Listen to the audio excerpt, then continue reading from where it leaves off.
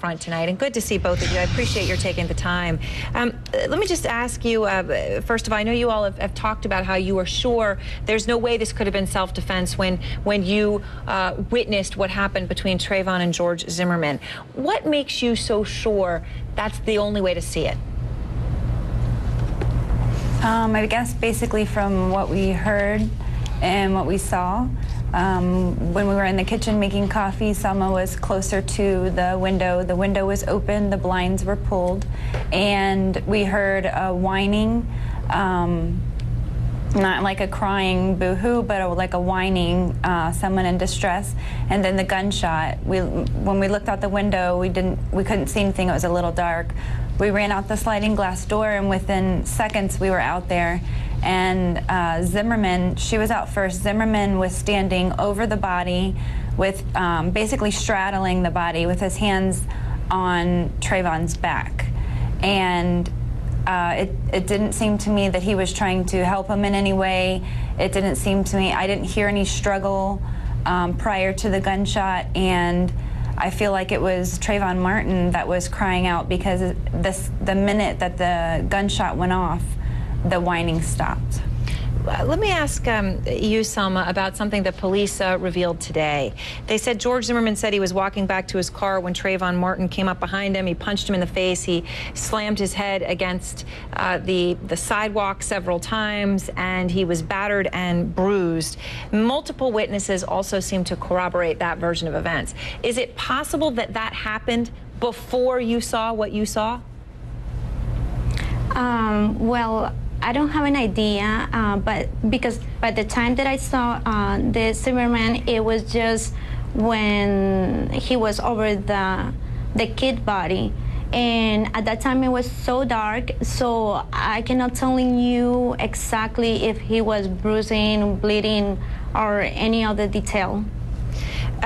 So Mary, as we try to everyone tries to piece together what happened, I guess you saw what you saw, but it's unclear how long an altercation or an interaction between the two men had gone on before you heard the shot and then were watching yourself, right? That is correct. I have no idea how long it went on prior to us hearing the gun go off. But I do know that he was not trying to help Trayvon in any way. Trayvon was face down with his face in the grass, and Zimmerman was over his body with his hands on his back. And I don't believe that it is self-defense. How did George react when you approached him and he said to call police? Well, Selma asked him 3 times, "What's going on over there?" He looks back and doesn't say anything. She asked him again, "Everything okay? What's going on?" Same thing, looked at us, looked back. Finally, the 3rd time he said, "Just call the police." And then it wasn't like he was upset, hurt. He didn't seem like he was, clearing any blood. He wasn't wiping himself. He just was pacing along the sidewalk after he got off the body. How close were you, Selma, when that conversation happened? Maybe 10 feet from what the body was laying on the ground. So I know it was dark, but you would have, do you think, had the opportunity to see if he was bruised as he says he was? And would you have been able to see that if it were so? And did you see that? No.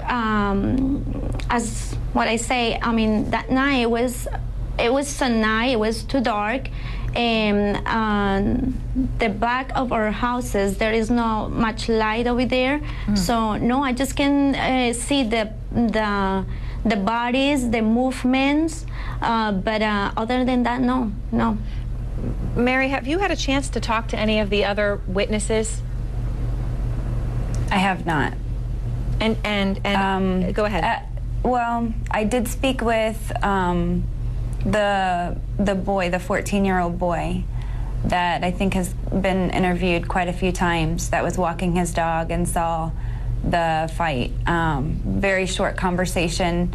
His mother is very much in support of him speaking to media and telling his story. Well, thanks very much to both of you for telling your story and answering all of our questions. I know you've had to do a lot of it, and everyone who's watching really appreciates it. Thanks again.